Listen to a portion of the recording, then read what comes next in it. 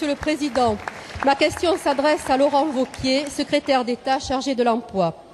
Monsieur le ministre, il y a quelques mois, vous avez lancé le plan 2 des services à la personne, destiné à compléter le plan de cohésion sociale. L'intention était louable et la perspective magique. La création annoncée de plusieurs centaines de milliers d'emplois dans un secteur où les besoins sont certes considérables et ne feront que croître. Mais cette volonté de création d'emplois à tout prix masque une réalité moins remarquable en situation de crise. La logique visant à déréglementer le système a abouti à la précarité de milliers d'emplois, occupés essentiellement par des femmes avec des salaires très bas. De plus, les services à la personne dits de confort, au bénéfice des ménages aisés, sont subventionnés par des aides publiques coûteuses. Tout ceci est réalisé au détriment de la qualité des emplois créés. En effet, quel est l'avenir pour ces salariés en termes de qualité de vie et de retraite? Selon l'Agence nationale de services à la personne, ces emplois représentent à peine 10 heures hebdomadaires, même si le RSA vient compléter le revenu de cette nouvelle catégorie de serviteurs. Ce genre de situation ne donne aucune espérance pour voir son quotidien s'améliorer.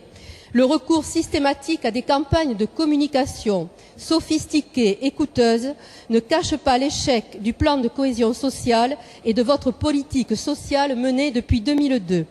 Elle révèle votre incapacité à donner du sens à la priorité de la politique de l'emploi. Aucune de vos réformes, aucune de vos décisions ne prennent réellement en compte les personnes et leurs conditions de vie. Dans cette situation, Monsieur le Ministre, que comptez-vous faire pour dépasser le mirage social que vous avez créé pour enfin doter les services de l'aide aux personnes d'emplois dignes de ce nom? Monsieur le secrétaire d'État chargé de l'emploi. Monsieur le Président, Mesdames et Messieurs les députés, Madame la députée Biémouret. En matière de service à la personne, et vous l'avez d'ailleurs rappelé, il y a de nombreux emplois qui peuvent être gagnés, y compris dans cette période de crise, vous l'avez souligné avec objectivité.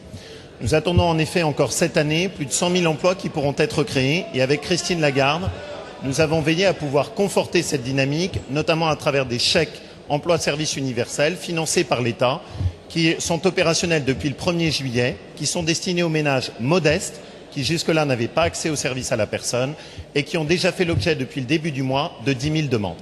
Mais pour le reste, Madame Biémouret, vous avez raison. Il est hors de question d'acheter le développement des services à la personne au prix d'une plus grande précarité.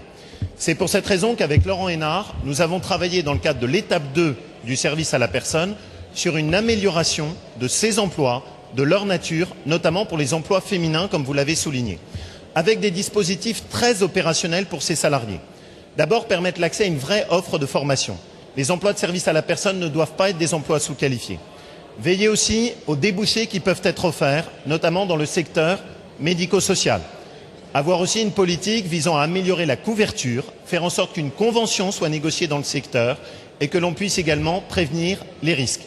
Toutes ces actions sont des actions très concrètes qui feront l'objet, et cela a été négocié avec le secteur, d'un baromètre de suivi de la qualité de ces emplois. Et je vous propose de vous y associer, si jamais vous le souhaitez, sur l'année à venir pour que nous puissions suivre ensemble les améliorations. Les emplois de service à la personne permettent de créer des emplois, mais nous ne le ferons pas au prix d'une plus grande précarité.